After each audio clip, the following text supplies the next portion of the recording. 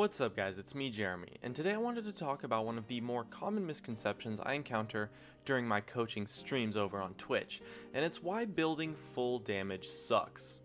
Let's get started. Now, this mostly applies to top laners, junglers, and supports, but even AD carries and mid laners suffer sometimes from building too much damage, or at the very least, lacking utility and defense in their full item build.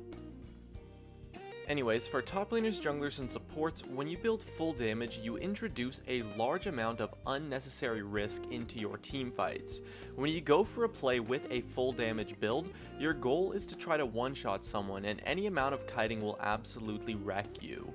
One stun, one knockup is all it takes for you to get bursted down instantly. And okay, maybe you kill your opponent, but if your fight fails, you get punished super hard, and most of the time you get punished really easily, and even if you do kill your opponent, you're pretty much still guaranteed to die since you're so squishy, making the risk certainly not worth the reward. Full damage builds, and honestly sometimes even just building 1 or 2 damage items can be too much, and those kind of builds are incredibly easy to punish in teamfights and will make you very weak in teamfights as a whole. The extra risk is totally unnecessary, and teamfighting without tanks on your team is realistically almost impossible, and at the same time you're not going to deal any damage when you're dead, so diving in to blow up an opponent tends to be a very weak strategy, and so building tanky will often cause you to deal more damage in the overall fight anyways, since you survive longer. And at the same time, kiting someone who is not tanky is actually really easy. All it takes is one hard crowd control spell, a stun, knockup, anything, to just wreck you super hard, since the enemy can then just focus you after that. Not to mention things like flash and stuff can outplay combos easily as well. Full damage builds do tend to be strong in 1v1 scenarios though, which is why they are a fun path to take and often appear to be stronger than you might think. But League is not a 1v1 game, and even if your team is willing to split push, you are still going to have team fights at some point in the game every single time. Now, another thing to consider is that you have to understand your role in the game. As a top laner, jungler, or support, your team will most likely not need you to deal damage. You need to tank and play a frontline-esque role that your team can play around to protect your carries and damage dealers. And as a mid laner or AD carry, your team will need you to stay alive, since when you're dead, you won't deal any damage, so sacrificing extra damage items in favor of more utility items is very important. It's why lifesteal is so important as a stat on AD carry, and why Rabadon's tends to be an extremely overrated item on mid laners. Now, sometimes it can be okay to build some extra damage, but it's very important to only build pretty much one damage item, and it's when your team needs your role to step up and deal that extra damage. Maybe your AD carry is super far behind, or your mid laner got camped, or something like that.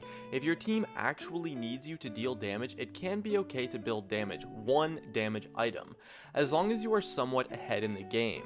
I would say about 2-0 or better is enough to start building damage. When you have a lead, a build with a bit more damage can actually help you snowball quite a bit, and the lack of tankiness won't be as punishable due to your lead. But I would only build damage in top or jungle if your team needs it and you are far enough ahead to not get punished for lack of tankiness. And even then, still only build one damage item, 2 damage items max. Another reason for why it's okay to build a damage item when you're ahead is that if you're 2-0 and you build a damage item versus being something like 0-1 and building a damage item, is that the time it will take for you to finally finish your first tank item after your damage item can be a difference of something as much as 10 minutes or more.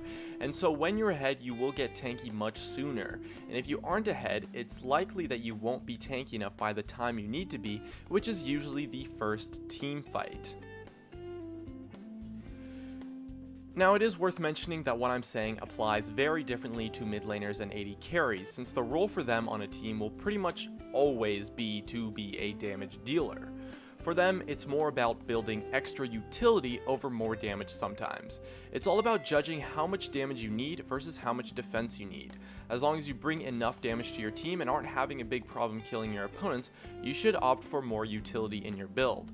On mid laners, A ton of mid lane items have so much utility and completely counter a lot of champions.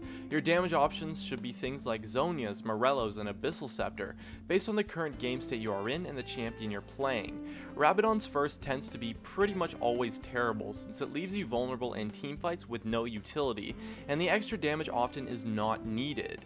At the same time, on 80 carries, Quicksilver Sash, Guardian's Angel, or even something like a Randuin's can go a long way to countering opponents.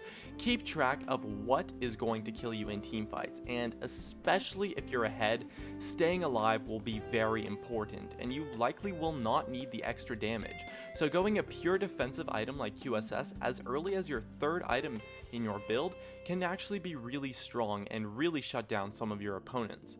Just keep track of what the opponent's threats are and how you can counter them with your item build, and what you need to bring to your team, as quite often what you need to bring will not be more damage, but rather more survivability, so that you can live longer in fights to be able to output more damage as a whole. Hey guys, it's me, Jeremy. Thanks for watching my video. If you enjoyed it, definitely make sure to hit that like button so I can tell, as well as you can check me out on Facebook and Twitter at Gaming Curios. And check me out on Twitch too, I do weekly streams. And if you really enjoyed the video, make sure to subscribe, as well as you can check out some of my other content up above. Anyways, that's going to be it. Thank you so much for watching, and of course, I'll see you guys next time.